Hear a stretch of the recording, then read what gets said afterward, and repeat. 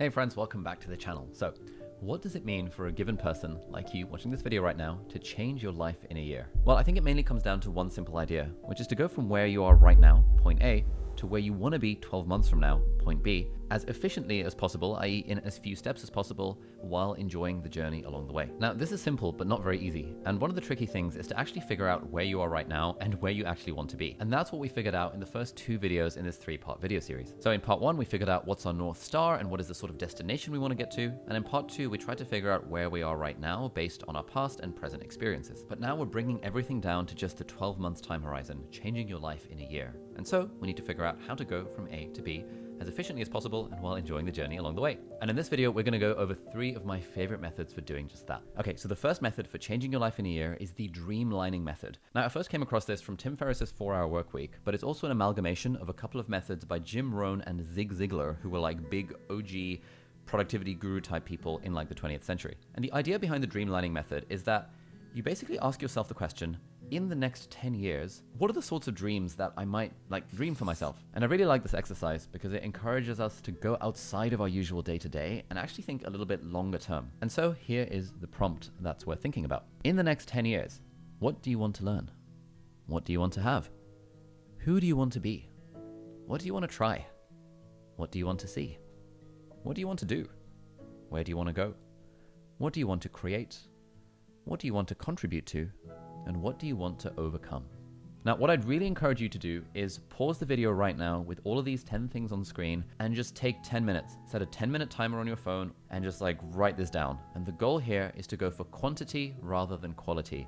Your goal almost is to just keep the pen going as much as possible and almost write as much as you can without even taking the pen off the page. Yes, you can type it if you want, but I actually think there is something even more powerful about writing this stuff down. And there is some evidence that writing things down by hand also kind of increases the pathways in our mind and all that fun stuff. But I'd really encourage you to pause the video right now and please do this exercise. I guarantee if you actually do this exercise, it will change something about your life. Okay, so I hope you've done that. But if you're struggling with this, then usually perfectionism gets in the way. A lot of people will think, oh no, but now I have to think so hard. And really the point of this exercise is you don't want to think too hard about it. You kind of know in your core and in your heart what are some of these things that you want.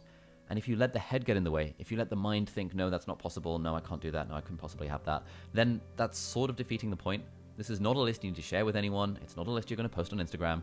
It's just a personal list for yourself. And we're just brainstorming. We're brainstorming some ideas here. So one way of thinking about this actually is that if there's anything in the next 10 years that you think you might want, or there's even a remote possibility that you might want it, you have to put it down on the list. And I want you to imagine that if you don't put it down on the list, it is not going to happen. But if you do put it down on the list, then there is at least a possibility that it might happen. So if you think, for example, maybe in the next 10 years, I might want to write a book, maybe I've got a 0.1% certainty that I might want to write a book, that's enough.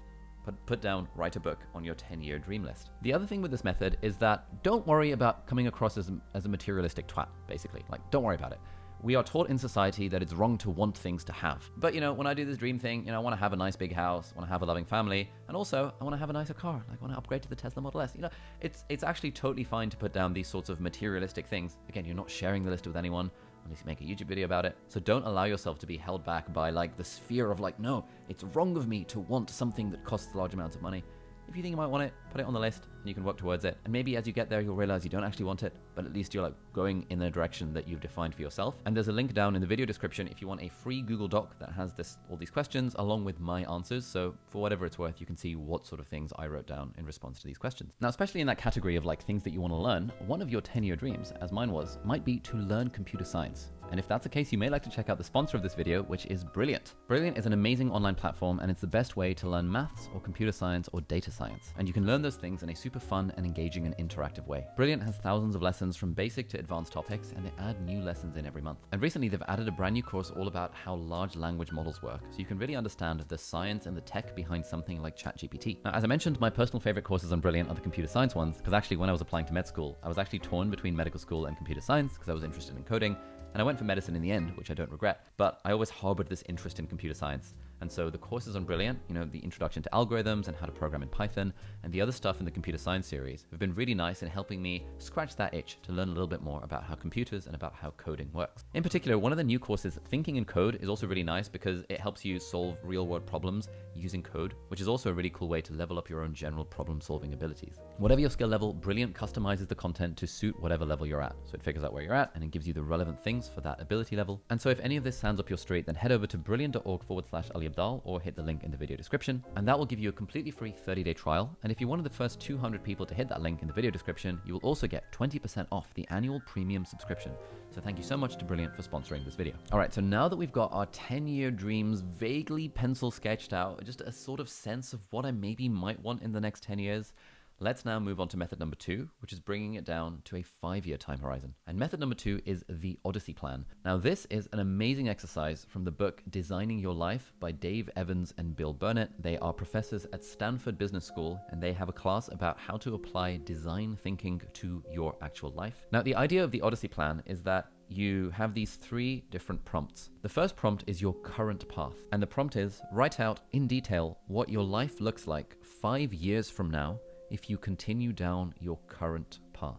So again, what I would really recommend you do is you pause this video and you take action and you actually spend 5 minutes just drafting out, pen and paper, Apple Notes, whatever the hell you want to use. What does your life look like 5 years from now if you continue down whatever path you're already on? And it's useful here to really imagine, like, what does an actual day in the life look like? What time are you waking up? What are you doing for breakfast? How long are you commuting to work? Are you even working? Like, what's going on there? What are you doing at work? What time is your lunch break? What time do you get back from work? What do you do in the evenings? Like, what does a day in your life look like 5 years from now on your current path? And obviously you're not going to know for certain, but you can make a pretty good guess depending on where you are in your life right now. All right, now we come to prompt number 2. So ignore everything you've written for your current path. You're going to design a new path, and this is your alternative path. Write out in detail what your life looks like 5 years from now if you took a completely different path. So I took some people through this exercise when I gave a talk at Google a few months ago, and all of them were software engineers. And so their current path was continuing down the route of software engineering. Whereas their alternative path, what I said to them is like, all right, guys, you're no longer allowed to do software engineering as a career, and you also get fired from Google, and you're not allowed to apply for another job at Google. What does your alternative path look like in that context?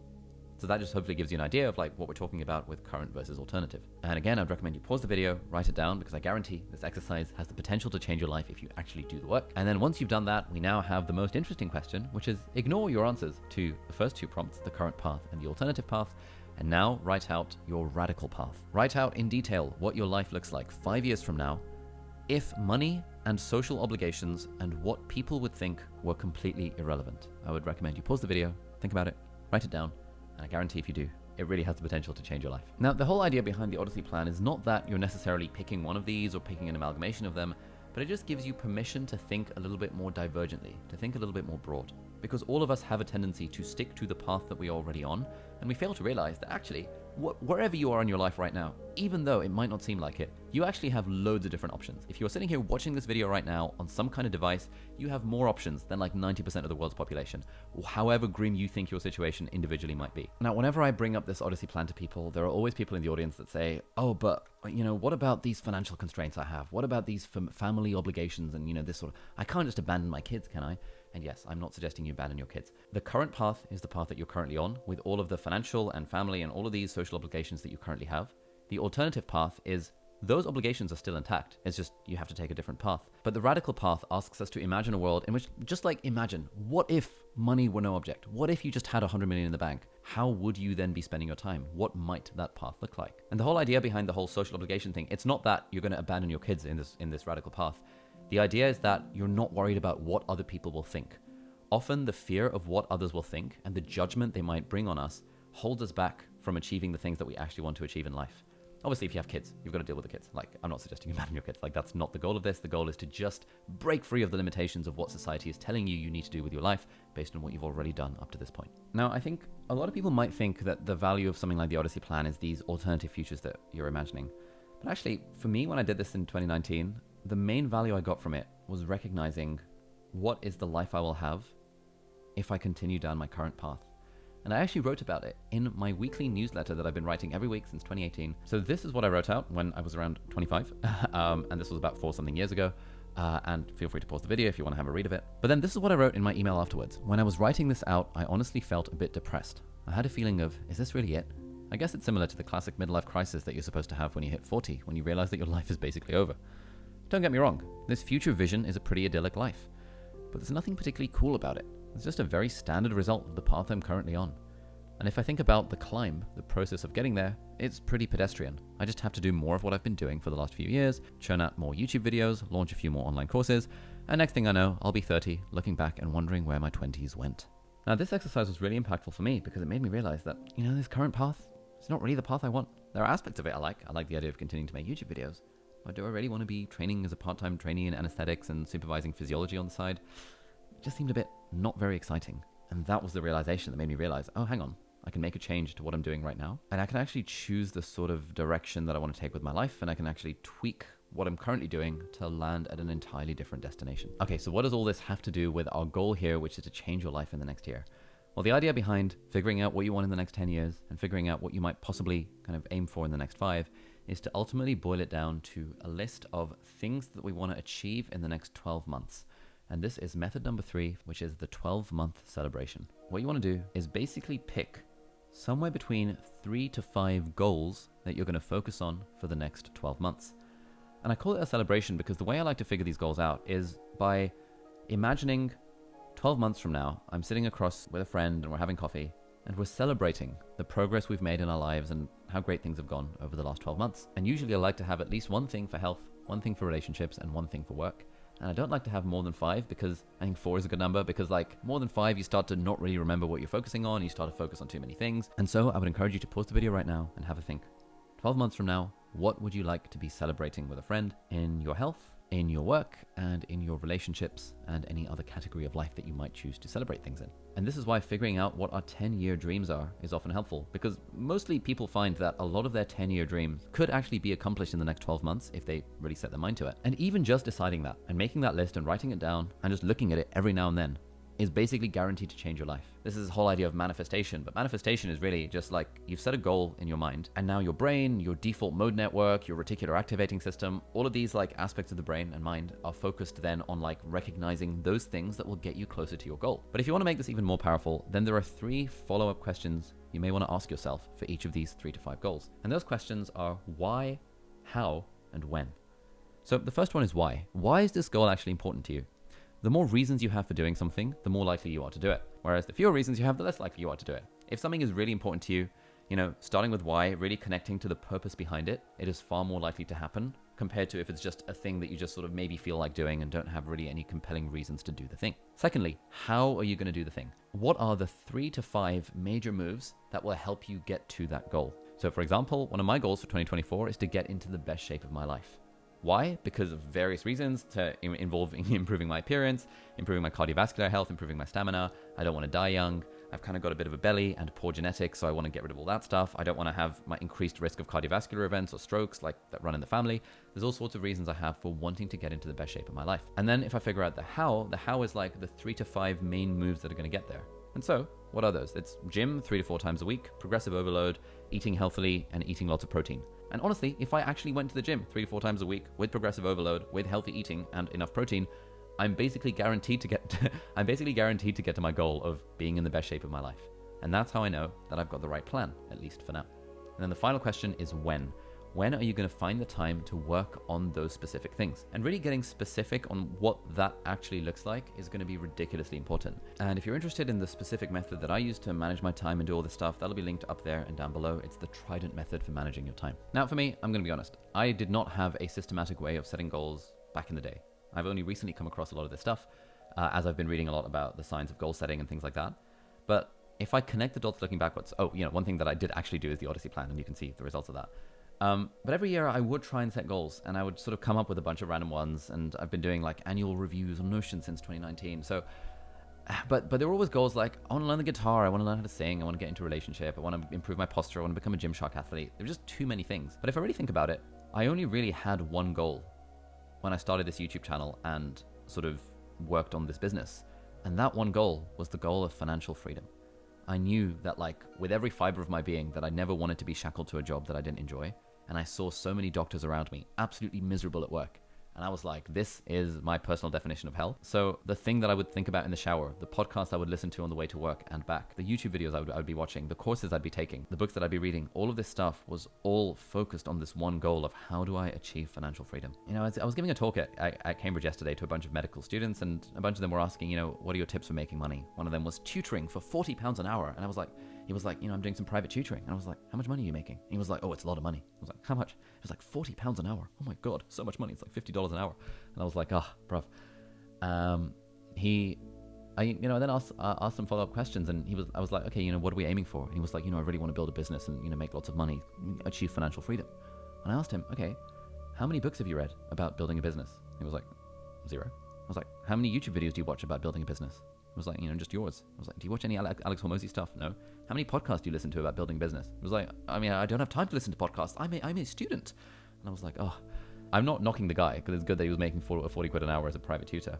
But when you set your goal on like this one thing and you orient your life towards just that one thing, you know, like Michael Phelps, all he probably thinks about is swimming, right? He's not worrying about all these other 18 different goals that he wants to achieve. He's focused on that one thing and doing that one thing really well, and he lives and breathes that one thing. Similarly, even now, I'm still focused on the goal of growing my business. That's one of my 3 goals for the year. Also focused on my health, which is why I did a personal trainer session this morning.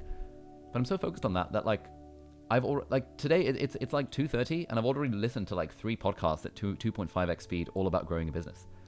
And this is what I think a lot of people don't realize, that this sort of stuff doesn't just happen accidentally. I've not met a single entrepreneur who has achieved financial freedom who has not dedicated a lot of their life to the mindless pursuit of that one thing.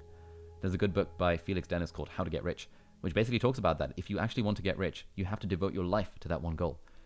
I'm not saying that that's what you should want, but if you do want it, then it's worth recognizing that there is value in focusing. There's value in focusing on that goal and like orienting your life towards it, and orienting the consumption of content and reading and writing and like podcasting and audiobooks and all the stuff towards that one goal. If your one goal is to get really good grades in your exams, then obviously you're already spending a lot of your time doing that thing. But for some reason, when it comes to non-work themed stuff, non-academic stuff, we don't realize that based on the goal, you should absolutely change your behaviors if you actually care about achieving that goal. Now, what have I said in this video? I basically said, figure out what you want in the next 10 years, figure out what you might want in the next 5, and then turn it into a bunch of 12-month goals. It's the basic standard advice that every personal development and like personal growth and self-help book has been spouting since the dawn of time, but it's still ridiculously valuable. And yeah, loads of people set 12-month goals, but then how often do they actually think why, how, and when? How often do they actually look at those goals? You know, one thing that often sometimes super successful people say is that all you need to do is write down what you want to do and just look at that list every day. And even just that act of writing down what you want and actually looking at it every day will nudge your brain and your mind and your behavior towards that direction.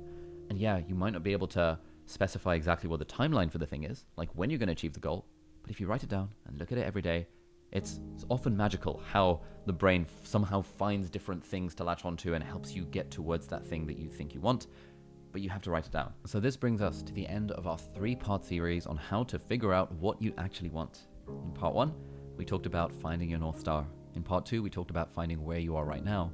And in part 3, in this part, we've talked about boiling it all down to a series of 12-month goals and defining a why, a how, and a when for each of these 3 to 5 12-month goals. If you haven't seen the other videos in the series, I'd recommend you might like to check them out, especially if you've gotten to this part of the video. You probably vibe with this sort of stuff. And genuinely, these are all like journaling prompt things. Like no one can tell you what you want in life. It's a really hard question to answer, but it's not an impossible question to answer. And I think a lot of us have the default assumption that like, oh, it's just, you know, it's sort of like the meaning of life. Like there's no answers.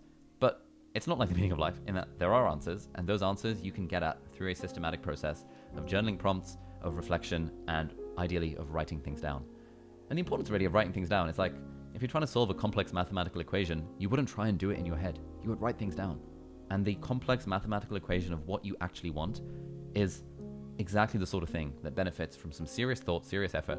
Because if you change the things that you want, that completely changes your direction in life. And so really, the more effort you can put into figuring out this fundamental question of what do I actually want, the more likely you are to actually get it. Now, if you haven't seen episode 1 or 2 in the series, episode 1 will be linked over there around finding our North Star, and episode 2 will be linked over here around figuring out where you are and what you actually want. So thank you so much for watching. I hope you enjoyed the series, and I'll see you in the next video. Bye-bye.